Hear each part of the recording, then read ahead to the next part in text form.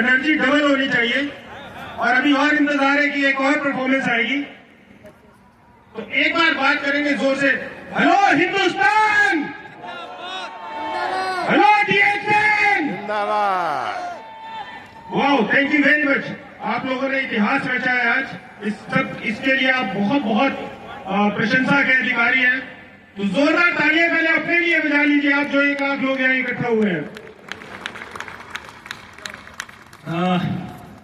इतनी सारी बातें सर ने बताया कि ये कर लिया, वो कर लिया, यूनिवर्सिटी में प्रोग्राम शुरू कर लिए, पीएचडी कर ली। तो सबसे पहली बात तो मैं आपको ये बताता हूं कि मैं ये बड़ा दिल से मानता हूं कि कोई व्यक्ति कुछ भी काम नहीं कर सकता। जब भी भगवान ने कुछ एक बड़ा काम करवाना होता है तो डायरेक्ट सेलिंग को पढ़ाई में लेके आना, एकेडमिक्स में लेके आना, अगर पिछले 100 साल में नहीं हुआ था, हिंदुस्तान के 25 साल में नहीं हुआ था, तो शायद बड़ा काम ही होगा। और मुझे पता नहीं था जब मैंने सोचा था इसके बारे में कि ये इतना बड़ा काम होगा कि एक दिन मुझे प्रोफेसर वासु के साइड में बिठा लेगा, राइट, फ्रंट सोफास के ऊपर। तो जो कुछ भी भगवान ने कभी बड़ा काम करना होता है तो उसे वो किसी व्यक्ति को चुनता है। इस नेक काम के लिए भगवान ने मुझे चुना, इसके लिए मैं हमेशा धन्यवाद ही रहता हूं भगवान का। I am so grateful to God. दूसरी बात मैं आपको एक और बताऊं, जैसा मैंने आपको बताया भगवान के आशीर्वाद रहा, जिसकी वजह से मैं तकरीबन सारी हिंदुस्तान की डायरेक्ट सेलिंग कंपनीज की स्टेज से बोल चुका हूं, बहुत सारी कंपनीज के इवेंट्स में जाता रहता हूं। और जब मुझे बताया गया कि 1.25 लाख लोग यहाँ पर आएंगे तो मैं सोच रहा था कि उनको मैनेज करना बड़ा टफ होगा, लेकिन इतना डिसिप्लिन मैंने जो डीएक्सन के इवेंट में देखा, इतना मैंने किसी और कंपनी के इवेंट में नहीं देखा, मैं आपको बता सकता हूं। और ये कोई ऐसा नहीं है कि डीएक्सन के मंच में बोल रहा हूं इसलिए बोल रहा हूं, प्रोफेसर हूं और सच बोलता हूं, हमेशा साइंटिस्ट हूं, रिसर्चर हूं। यूनिवर्सिटी में तो कई लोग मुझे सच का ही प्रोफेसर बोलते हैं। वो बोलते हैं आप पढ़ाई लिखाई कम सिखाते हो और संस्कारों की, वैल्यूज की बातें ज्यादा करते हो। फिर मैं सोच रहा था कि यार इतना डिसिप्लिन है कैसे, इतना डिसिप्लिन कि आपके जो ये क्राउन एम्बेसडर्स बैठे हैं जिन्होंने अपनी पूरी जिंदगी काम किया है और उस काम के बेसिस पे 1 लाख लोगों को यहाँ पर इकट्ठा कर दिया, उन क्राउन एम्बेसडर्स को अगर लीडरशिप ने बोला कि सिर्फ 1 लाइन में आपने मैसेज अपना देना है, तो मैंने कोई भी ऐसा इवेंट नहीं देखा जहां पर लीडर्स माइक पकड़ के इमोशनल नहीं हो जाते। 1 लाइन को बोलते हैं तो वो कई बार 10-10 मिनट ले लेते हैं, माइक नहीं छोड़ते।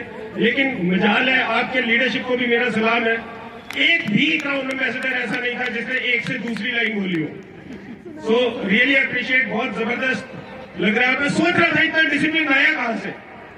तो फिर बाद में मैं थोड़ा सा जब डीएक्सन की हिस्ट्री में गया तो मुझे समझ में आया कि प्रोफेसर वासु कलैया ने ये वृक्ष लगाया है, जो कि खुद एक प्रोफेसर रहे हैं।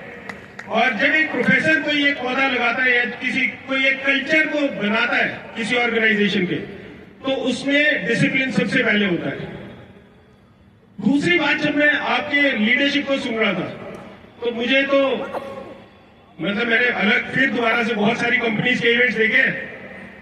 जब भी कभी कॉर्पोरेट मतलब लीडरशिप या जो सीईओज ये लोग बोलते हैं तो जनरली लोगों को ज्यादा इंटरेस्ट में होता है, लोग लीडर्स की बातें सुनने में ज्यादा इंटरेस्टेड रहते हैं। लेकिन आपके लीडर्स जितने भी हैं ये अपने आप में जबरदस्त मोटिवेशनल स्पीकर्स हैं, जबरदस्त बात करते हैं। चाहे सलीम जी को ले लो, प्रजित जी को ले लो, एक से एक इन्होंने बातें की। अभी रफीक जी यहाँ से गए हैं, दिव्या जी गए हैं, दिल से बात करने वाले लोग हैं।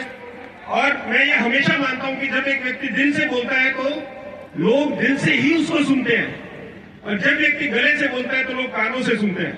तो आप लोग भी बहुत प्रशंसा के पात्र है कि इतनी धूप भी थी और बहुत सारी चीजें थी, लेकिन उसके बावजूद इतनी भारी संख्या में आए और इतने अच्छे ढंग से अभी तक सुन रहे हैं। मैं आपको थोड़ा सा बताता हूं, क्योंकि जनरली क्या होता है, लोगों को यह लगता है कि यार एजुकेशन में लेके आ गए, डायरेक्ट सेलिंग में बीबीए शुरू कर दी, एमबीए शुरू कर दी। और डायरेक्ट सेलिंग एक ऐसा व्यवसाय है जिसके अंदर आपको पढ़ाई लिखाई की जरूरत नहीं है, ये हम मानते हैं। और कई बार हमें लगता है कि यार पढ़ाई लिखाई में लेके अगर डायरेक्ट सेलिंग को आ रहे हैं तो कहीं कोई एंट्री बैरियर तो नहीं क्रिएट कर रहे हैं, कहीं ऐसा तो नहीं है कि कल को बिना पढ़ाई लिखाई के डायरेक्ट सेलिंग की ना जाए। और कहीं जो कुछ लोग हैं जो महत्वाकांक्षी तो है लेकिन पढ़ाई नहीं कर पाए किसी कारणवश, वो कहीं छूट जाए। तो मैं आपको ये बता देता हूँ कि ये गलत धारणा है। हमको ये नहीं बोल रहे हैं कि यार डायरेक्ट सेलिंग बिना पढ़ाई लिखाई के नहीं होगी, हम ये बोल रहे हैं कि पढ़ाई लिखाई के साथ डायरेक्ट सेलिंग थोड़ी बेहतर हो सकती है। ये कैसे होती है, इसका मैं एक छोटा सा एग्जांपल आपको देता हूं। आज से पहले जब पुराने समय की बातें करें, वैद्य होते थे, हकीम होते थे और वो लोगों का इलाज करते थे। अब जब वो लोगों का इलाज करते थे तो लोग ठीक भी हो जाते थे, लेकिन फिर कुछ लोग ऐसे निकले जिन्होंने कि गलत काम करने स्टार्ट कर दिए और वैसे नकली वैद्य बन गए, नीम हकीम बन गए और उससे लोगों को नुकसान होना भी शुरू हुआ। तो किसी व्यक्ति के दिमाग में एक बात आई होगी कि इसको अगर हम एजुकेशन के थ्रू अगर हम डालें तो उससे क्या होगा, उससे ये जो प्रोफेशन है ये एक फॉर्मलाइज हो जाएगा और लोग इसका गलत फायदा नहीं उठा सकेंगे। तो किसी ने एमबीबीएस की शुरुआत की होगी और जब एमबीबीएस की शुरुआत हुई तो क्या हुआ, प्रोफेशनल डॉक्टर्स निकलने लगे और जिस भी व्यक्ति ने एमबीबीएस की होती है उसको समाज एक इज्जत की दृष्टि से देखता है, उसे रिस्पेक्ट की जाती है। डॉक्टर बनना एक डिग्निफाइड प्रोफेशन है। आज के समय में जो डायरेक्ट सेलिंग है वो वैद्य की कैटेगरी में खड़ी है। आज हम वैद्य या हकीम है और वैद्य हकीम के ही तरीके से बहुत सारे लोग डायरेक्ट सेलिंग का दुरुपयोग कर रहे हैं और लोगों का बेवकूफ बनाया जा रहा है। कभी क्रिप्टो करेंसी के नाम पे, कभी फ्रंट लोडिंग, ज्यादा पैसे ले लेते हैं, कुछ नेटवर्किंग के नाम पे पता नहीं क्या क्या लोग कर रहे हैं और बोलते हैं हम डायरेक्ट सेलिंग है। अब जो एक आम आदमी है, उस आदमी वो महत्वाकांक्षी आदमी है और वो चाह रहा है कि यार मैं जिंदगी में कुछ करूं। उसके पास कोई व्यक्ति कैसा भी प्लान लेके जाता है, चाहे क्रिप्टो का प्लान लेके जाएगा, मनी सर्कुलेशन लेके जाएगा, तो उसको क्या समझ में आता है, उसको लगता है यार ये मौका है। और फिर लोग आगे से और बोल देते हैं कि भैया ये तो डायरेक्ट सेलिंग है, अब तो यूनिवर्सिटीज में पढ़ाई जा रही है, अब तो गवर्नमेंट ने रूल बना दिए इसके ऊपर, तो उसको लगता है यार बढ़िया चीज होगी ये। तो व्यक्ति उसमें स्टार्ट कर देता है और थोड़ी दिन बाद समझ आता है कि यार गलत चीजों में फंस गए और लोगों को भी गलत चीज में फंसा दिया, लेकिन फिर वापस नहीं आ पाते। तो मेरा उनके साथ सहानुभूति है क्योंकि वो लोग महत्वाकांक्षी है। हमें एजुकेशन के थ्रू ऐसे लोगों को बचाना है गलत कंपनियों में जाने से। उसके लिए एजुकेशन जरूरी है ताकि एक आखिरी व्यक्ति को भी ये पता हो कि यार डायरेक्ट सेलिंग में, अच्छी डायरेक्ट सेलिंग में और गलत डायरेक्ट सेलिंग में क्या फर्क है। अब हम जितने भी लोग यहाँ पर इकट्ठा हैं, मुझे यकीन है आप में से कितने लोग ऐसे हैं जो कि ढूंढ नहीं रहे थे कुछ, लेकिन किसी ने प्लान दिखा दिया और आप बिजनेस में आ गए। जो मतलब ढूंढ नहीं रहे थे, एक्सीडेंटली आ गए। सर ने बात की थी एक्सीडेंटली आ गए, रफीक जी ने बोला था एक्सीडेंटली आ गए, ढूंढ कुछ नहीं रहे थे, तो कोई पड़ोसी ने, दोस्त ने बताया, आप आ गए। भगवान का शुक्र मनाओ कि आपका अच्छा एक्सीडेंट हो गया, कि आप डीएक्सएन में आ गए। हो सकता है आप किसी क्रिप्टो करेंसी में चले जाते। बहुत कम लोग लकी होते, इतने किस्मत वाले होते कि उनको अच्छी कंपनी मिल जाए और अच्छी कंपनी के अंदर भी अच्छी लीडरशिप मिल जाए। धर्मशिला मैम, सुरेंद्र जी हमारे यूनिवर्सिटी में भी आ चुके हैं, शूलिनी के अंदर इतना जज्बे के साथ ये बिजनेस को बिल्ड कर रहे हैं, मतलब इतने पैशनेट है बिजनेस के लिए और पैशनेट हम सभी लोग हैं। तो हमारा जो ये प्रयास है, ये प्रयास क्या है, डायरेक्ट सेलिंग को वैद्य की कैटेगरी से निकाल के एक डॉक्टर की कैटेगरी में स्थापित करना। हम डायरेक्ट सेलिंग को पैशन से प्रोफेशन की तरफ को लेके जाना चाहते हैं, जहां पर अगर कोई बच्चा डायरेक्ट सेलिंग करे तो उसका जो फादर है, उसके जो माता पिता है, वो फक्र से, गर्व के साथ बोल सके कि मेरा बेटा डायरेक्ट सेलिंग करता है। जो कि अभी नहीं बोलते हैं, जैसे लोग बोलते हैं ना मेरा बेटा डॉक्टर है, वैसे नहीं बोलते अभी कि मेरा बेटा डायरेक्ट सेलर है। अभी बोलते हैं कि पता नहीं क्या करने लग गया जी। तो ये पता नहीं क्या करने लग गया से हमें डायरेक्ट सेलिंग को एक ऐसी स्थिति में लाना है जहां पर माँ बाप बोले मेरा बेटा डायरेक्ट सेलर है। जहां पर रिश्ता लगाना हो तो लड़का लड़की बोले, वो लड़की वाले बोले कि आपका बेटा डायरेक्ट सेलर है, डायरेक्ट सेलर में डीएक्सएन में क्राउन एम्बेसडर है, तो वो आपके लाइन लग जाए वहां पर। तो इस तरीके की हम डायरेक्ट सेलिंग को दिशा प्रदान करना चाहते हैं। और शूलिनी यूनिवर्सिटी का भी मैं दोबारा से धन्यवादी हूं क्योंकि एक ऐसी यूनिवर्सिटी है जिसने मुझे मौका दिया, जो भी मैंने बोला करने के लिए उन्होंने मुझे सपोर्ट किया। तो ये अगेन 1 लाख लोगों के बीच में मैं धन्यवाद देना चाहूंगा यूनिवर्सिटी का। क्यों कर पाया, क्यों शूलिनी यूनिवर्सिटी का आपने नाम सुना है कुछ लोगों ने? बहुत लोगों ने सुना है। शूली यूनिवर्सिटी पूरे एशिया में या हो सकता है पूरे विश्व में पहली ऐसी यूनिवर्सिटी है जिसने डायरेक्ट सेलिंग के ऊपर कोर्सेज स्टार्ट कर दिए, बीबीए और एमबीए। राइट, छोटी बात नहीं है, बड़ी बात है। और दोबारा एक और चीज बताता हूँ, शूली यूनिवर्सिटी हिंदुस्तान की नंबर 1 प्राइवेट यूनिवर्सिटी है। 16 साल पुरानी यूनिवर्सिटी है, लेकिन नंबर 1 प्राइवेट यूनिवर्सिटी बन गई 600-700 यूनिवर्सिटीज के बीच में से। ऐसा क्यों हो पाया? क्योंकि जो हमारे फाउंडर है जिन्होंने यूनिवर्सिटी बनाई, 65 साल की उम्र में उन्होंने यूनिवर्सिटी की स्थापना की। एक रिटायर्ड वाइस चांसलर थे। और क्यों यूनिवर्सिटी को स्टार्ट किया?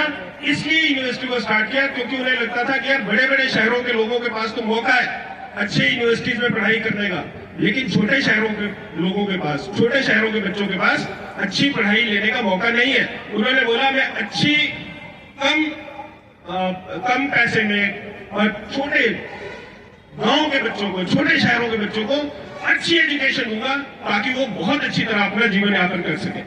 तो नीयत से, अच्छी नीयत से उन्होंने काम किया। हमेशा मैं एक बात मानता हूं, मेरे दादी जी थे, अनपढ़ थे बिल्कुल, लेकिन उनके जितना समझदार आदमी मैंने कोई नहीं देखा। उन्होंने मुझे एक बात बोली थी, कमल नीयत में बरकत है।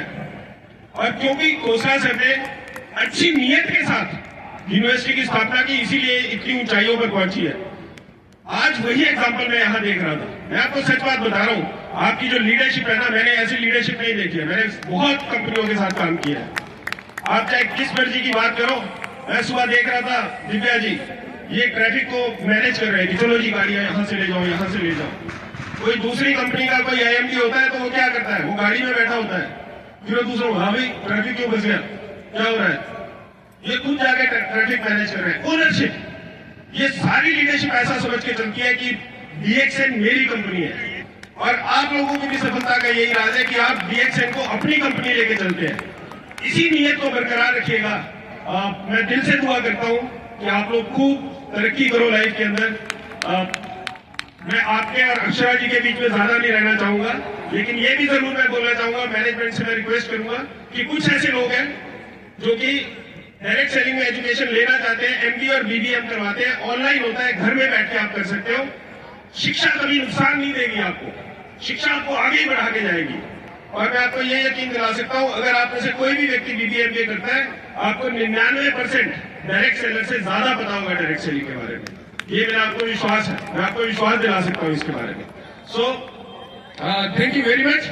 मैं लीडरशिप से रिक्वेस्ट करूंगा कि जो हमारे एडमिशंस के नंबर्स हैं वो काइंडली सर्कुलेट कर दें। Will not play the presentations. Thank you very much. आप लोग इतने ध्यान से सुना आप लोगों ने और बैठे हुए हैं इतने। अब मुझे पता नहीं अक्षरा जी के लिए बैठे रहे कि डीएक्सएन के लिए बैठे रहे, हाँ, लेकिन बैठे रहे ये बड़ी बात है और बहुत डिसिप्लिन के साथ बैठे रहे। एक बार फिर आप लोगों का पूरा आभार, मैनेजमेंट का आभार, प्रोफेसर वासु का आभार। Thank you very much. Thank you.